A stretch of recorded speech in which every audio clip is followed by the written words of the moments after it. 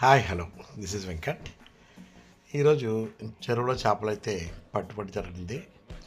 ఈ చెరువులో యావరేజ్గా కేజీన్నర వస్తాయనుకున్నాం, కానీ 900 నుంచి 1 కేజీ వరకు వచ్చింది. అయినా పర్వాలేదు.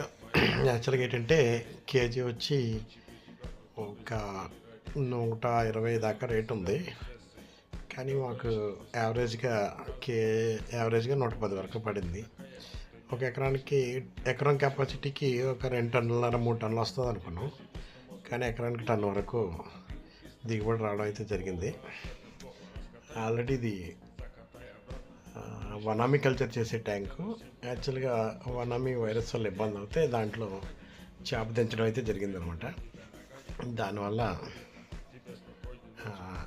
రొయ్యలు కూడా ఒక ట్రే వచ్చాయి 20 కేజీల వరకు. అది నెగ్లెక్టబులే.